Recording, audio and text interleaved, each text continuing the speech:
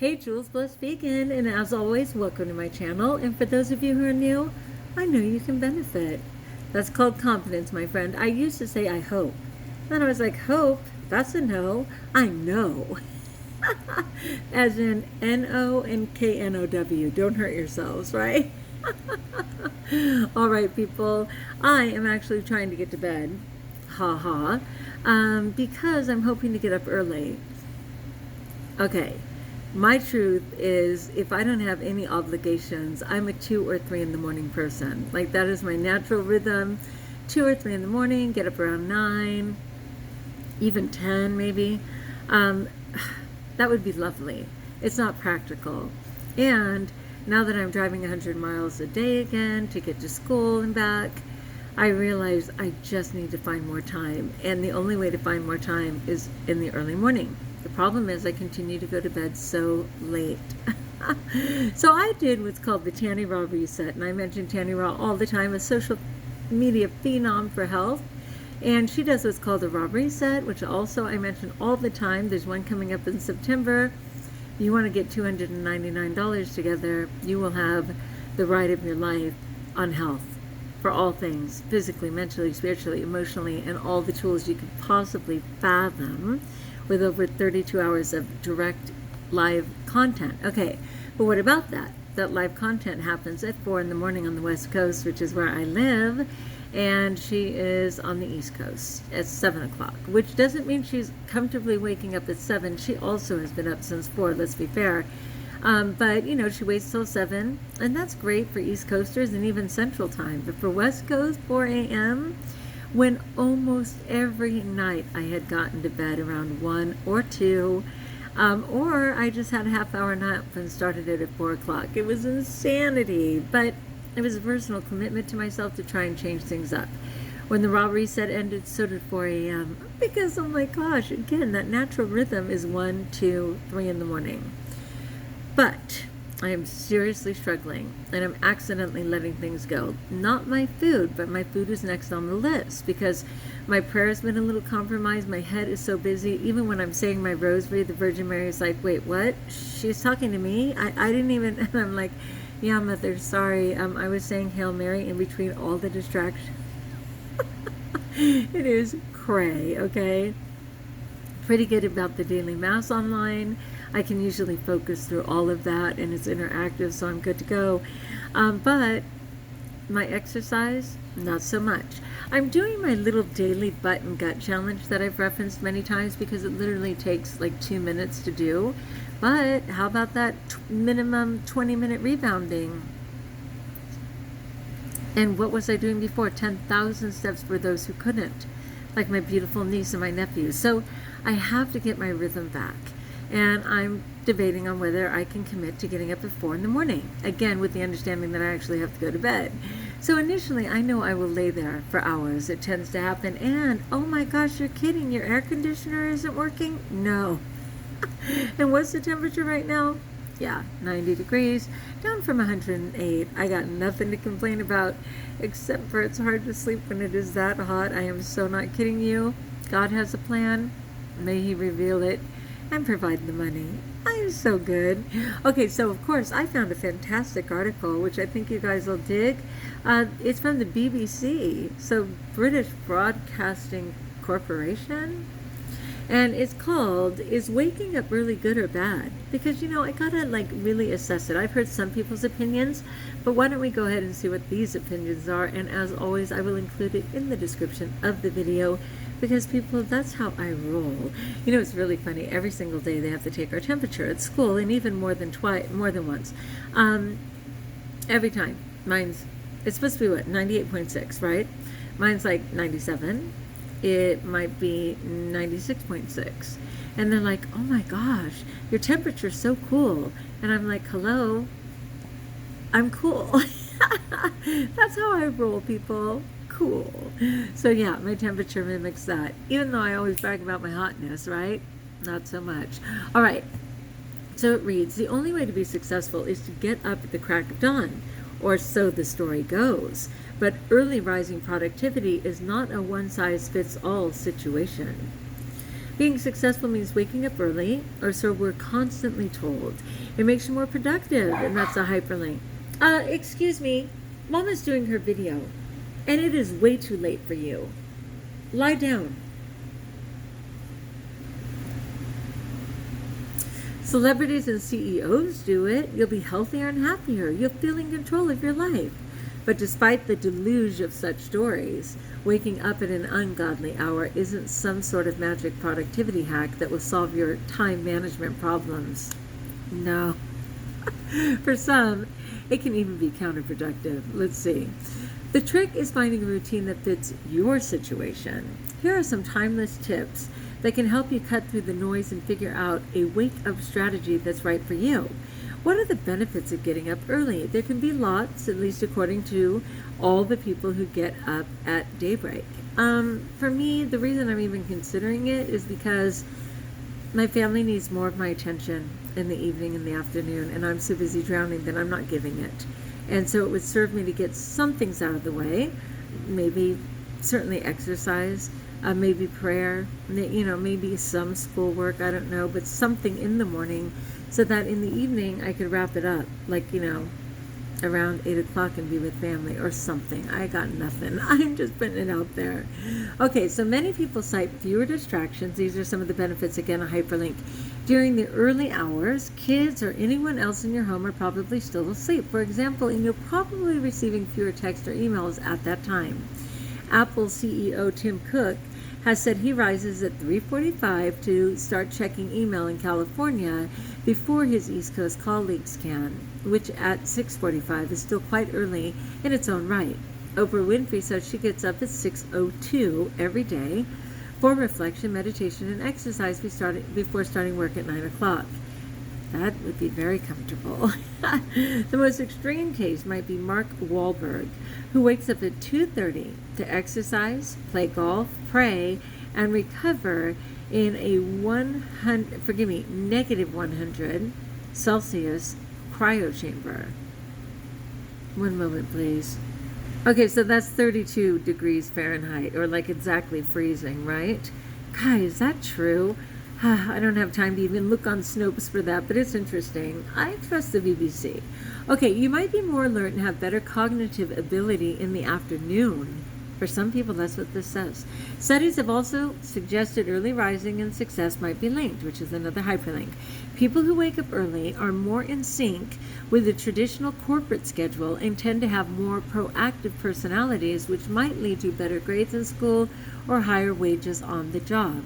If getting up early doesn't come naturally, there are some strategies you can try. Early exercise and exposing yourself to light as soon as possible can help stimulate metabolism and body temperature, which gets you going more quickly. Yet the alarm clock may not work for everyone. It turns out there are plenty of caveats around trying to become a morning person if it's not an easy fit. It's no problem for me to get up. If the alarm goes off, I'm not going to push snooze or something. I will get up. It's just not ideal if I've only slept 2 hours or 3 hours and need to get on with an entire day. It's just not ideal. So I'm trying to find balance. Is getting up early for everyone? No.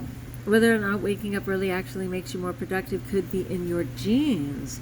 There's been lots of research about, again, a hyperlink, how some people are biologically more likely to feel more alert in the morning, while others are at their best at night. To be fair, the 4 o'clock hour is very comfortable for me. I was born at 4:04 in the morning, and whenever God seems to wake me up to tell me something, it's in the 4 o'clock hour. So it's not a terrible idea. I'm just trying to find balance. You might be more alert and have better cognitive ability in the afternoon, for instance. In fact, a recent study published in the journal Nature Communications provided further evidence that this is the case. Looking at data from over 700,000 people, okay, that's super significant, seriously. Researchers found that over 350 genetic factors could influence whether people feel more naturally energized either in the morning or in the evening.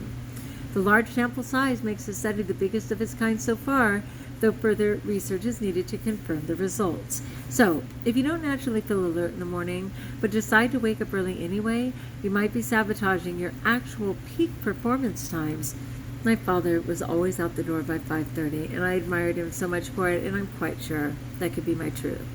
Okay, of course, people may have personal reasons for making an early start.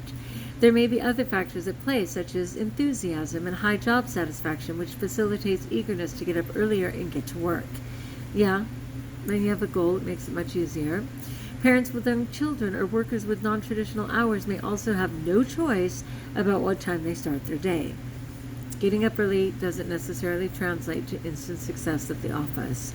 The main point, the mere fact of getting up early doesn't necessarily translate to instant success at the office. In fact, depending on the person, it could end up having a negative effect. Can getting up early ever be counterproductive? Yes, especially if you don't normally wake up super early and are trying to hop on some kind of productivity bandwagon. People say, oh, this CEO is doing his 5 a.m. regimen. I'm hoping to hop on and do this on Mondays and Fridays. But that's not consistent. Wait, sorry. All right. Says Rachel Solis, an associate professor of neurology who specializes in sleep medicine and sleep disorders at Johns Hopkins University in the United States. She deserves credit, but I was going to let you read it yourself. But that's not consistent sleep. You're messing with your system. You know, they say if you go to bed by 10, then your natural clock will set properly. So 10 to 4 is a good 6 hours. That seems reasonable to me. Like I said, I rarely get to bed at 10, and even when I do, I lie there for hours. I think I can adjust it, though. I'm not giving up. Solace says that getting a full night's sleep and getting the same amount of sleep at the same time each night are both important. Again, 10 to 4 sounds ideal. An even worse scenario, if you're actually reducing sleep to become an early riser.